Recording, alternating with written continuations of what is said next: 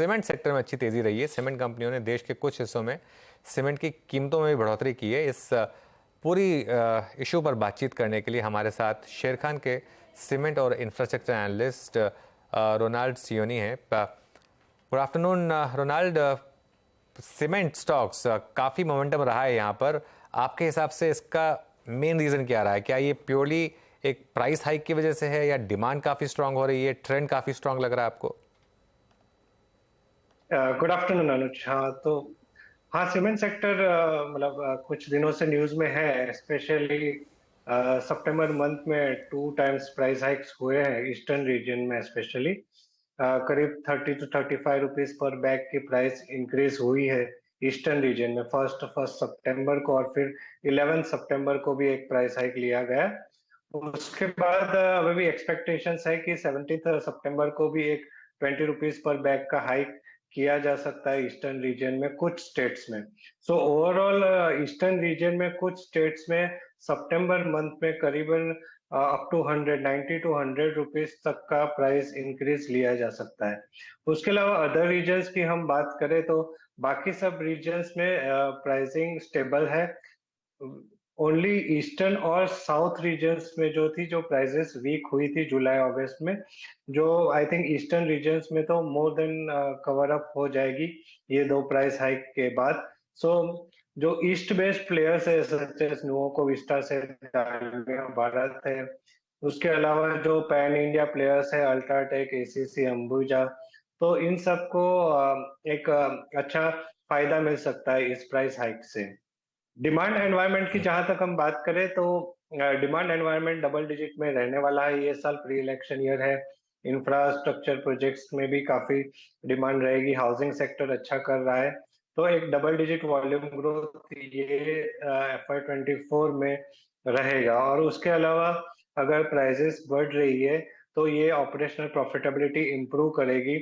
मतलब ये Q2 जो सीजनली एक वीक क्वार्टर रहता है, उसके बाद Q3 और Q4 में एक अच्छा ऑपरेशनल परफॉर्मेंस देखने को मिल सकता है सीमेंट सेक्टर में। अगर पेटकोक और कोल प्राइस की बात करें इनपुट कॉस्ट में, तो हमने देखा है कि पेटकोक और कोल प्राइसेस जो जून जुलाई में जो लोएस्ट थे उधर से 20-25% ऊपर आ चुके हैं।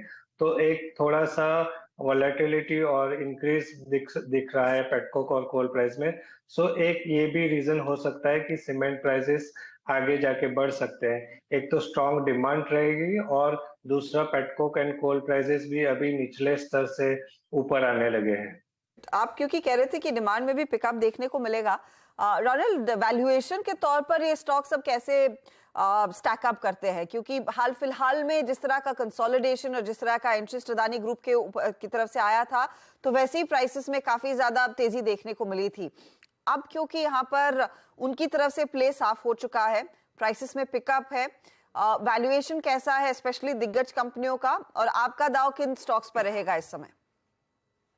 वैल्यूएशंस की बात करें तो हाँ, FY24 पे वैल्यूएशंस है EV to EBITDA मल्टीपल पे, बट एवरेज के मल्टीपल्स के ऊपर गए हैं। बट अभी हम देखेंगे सितंबर 25 रोल फॉरवर्ड हो रहा है या FY26 अर्निंग्स पे भी रोल फॉरवर्ड हो रहे हैं, क्योंकि एक 2 से 3 साल का अच्छा एक आउटलुक और व्यू मिल रहा है। और इसके हिसाब से ज्यादातर एनालिस्ट या ओवरऑल वैल्यूएशंस जो है वो सितंबर 25 अर्निंग्स या FY26 अर्निंग्स पे मूव करेंगे।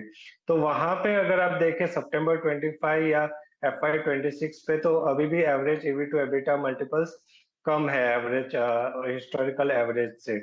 तो यहाँ पे हमें अपसाइड हमारे जो प्रेफर्ड पिक्स है अल्ट्राटेक है, रेमको सीमेंट्स है, जेके लक्ष्मी सीमेंट है, ग्रासिम इंडस्ट्रीज है, तो ये हमारे प्रेफर्ड पिक्स है।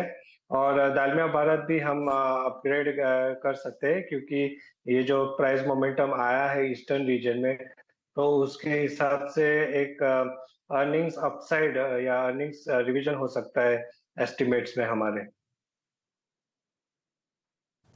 रोनाल्ड, हालांकि आपने हर बात तो यहाँ पे पूरी कर दी, बस मैं पूछ रहा था आपसे, क्योंकि आपने कहा डिमांड बहुत स्ट्रांग है और रह सकती है, क्योंकि ये प्री इलेक्शन टाइम है, रियल स्टेट काफ़ी अच्छा कर रहा है, जो कि करीब 60 to 65% डिमांड होल्ड करता है इस पूरे सेक्टर की।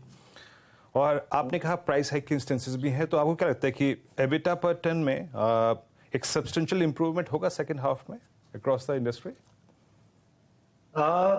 उसमें काफी सारे जो 50 to 100 रुपीस पर टन का एबिटा इम्प्रूवमेंट है पर एनम, वो रह सकता है, बट उस पे काफी मूविंग पैरामीटर्स है, सच एज की पेटकोक और कोल प्राइस भी अगर अप मूव में रहे तो वो एस्टिमेट्स में कहीं पे रिवीजन हो सकता है, या सपोज आपका प्राइस अगर नेक्स्ट मंथ में नहीं होल्ड कर पाया, तो क्योंकि काफी सारी वॉलेटिलिटी दिख रही है सीमेंट प्राइसेस में और फ्यूल कॉस्ट में इन द नियर टर्म, तो एक क्वार्टर हमें देखना पड़ेगा कि ये कहाँ पे जाके स्टेबलाइज हो सकती है और FY24 किस क्लोजिंग पे मतलब ये बंद होगा, मतलब इन टर्म्स ऑफ प्राइसेस और इनपुट कॉस्ट। बट हाँ, आप एस्टिमेट कर सकते हैं कि 50 to 100 rupees EBITDA per tonne per annum FY24 और 25 में इम्प्रूवमेंट आ सकता है okay on a Ronald. Safer side. ठीक है रोनाल्ड, बहुत बहुत शुक्रिया आज हमारे साथ जुड़ने के लिए और